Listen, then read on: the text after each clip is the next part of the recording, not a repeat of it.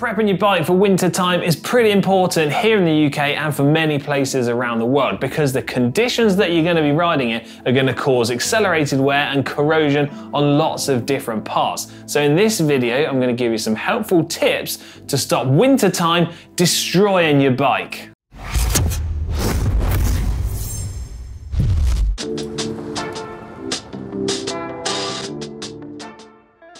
Now for anyone sat there watching this video laughing because winter time in your country is still warm and dry, well, good for you. I'm actually really jealous. But for anyone who wants to take winter bike prep seriously and take it to the extremes, fitting a set of mudguards to your bike is one of the best ways you can go about protecting it. So mudguards are not only going to protect the paint of your bike, they're also going to stop all that gritty, muddy water spray from blasting up and going all over the chain, all over the bottom bracket and into your headset bearings. Not only that, mudguards are also going to help keep you cleaner and drier too, making cycling a far more pleasant experience. Now here at GCN, it's not very often you'll see many of us riding with a set of mudguards on your bike. That's because we switch between different bikes a lot of the time, and then traveling with your bike with mudguards on can be a little bit of a pain.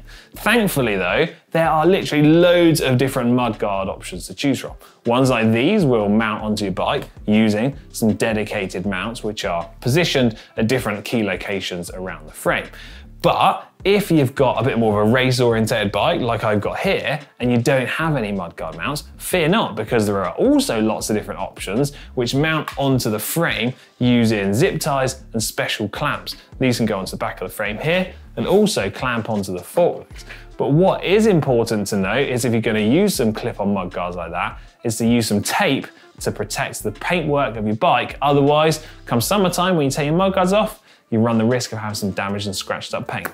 An important sort of little hack and tip when you're using mudguards is to position them on your bike so the edge of the mudguard, or the little mud flap like we've got here, is positioned as close to the ground as possible. That way it's going to keep you as clean as you can be, but also it's going to reduce the amount of spray going up into the rider's face who's following behind.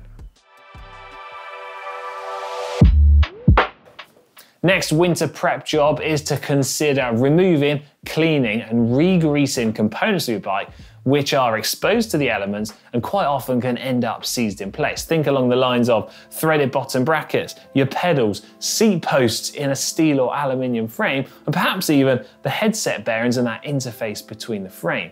What I would suggest doing is considering moving to a thicker, more premium grease when you're refitting these components. That way, when you're washing your bike at more regular intervals, the grease is less likely to get washed away and you shouldn't run into any problems.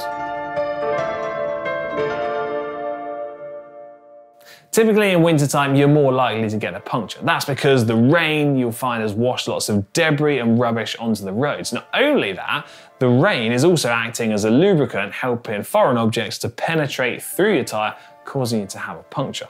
So what I would suggest is to consider switching out your lightweight race tyres for something like this. This is a P04S from Pirelli. It has an additional layer of puncture protection. It's one size wider than what I tend to use in the summer, and it also has a rubber compound which is slightly better suited to the cooler, wetter conditions. Thankfully though, you've got literally hundreds of different options to choose from because almost all brands will have an equivalent version of this tyre.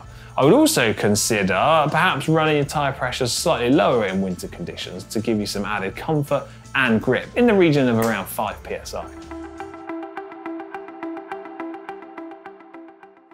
I want to talk about chains next because the component of your bike which takes an absolute hammering in wintertime. Now Ollie and I are always banging on about how much we love wax chains, and typically in wintertime I do still use a wax chain. However, I think it's fair to say most people would probably be better suited to using an oil-based lubricant in the winter conditions. However, not all oil-based lubricants are created equal, so it's important to do some research on independent testing before you choose which one to use. Now here at GCN we've got the support of Silca with products such as this, their synergetic oil-based lubricant, which independent tests have shown to be amongst some of the best performing out there.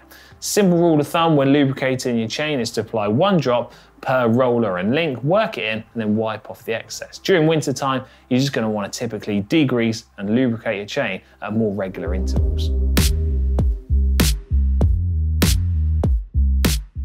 Lights next, because even if you don't plan on riding at night time in winter, the days are pretty dark and gloomy, so I think it's a good idea to have some lights onto your bike to help make it extra visible and keep you a little bit safer. You don't have to have anything crazy expensive, but a light which has got a reasonable level of brightness and has a flash setting is a good idea. Now, recently I've been using these and switching them between lots of the different bikes that I've been riding on, and it kind of just gives you that little bit of extra peace of mind that you're as safe as you can be and other road users can see you as easily as possible.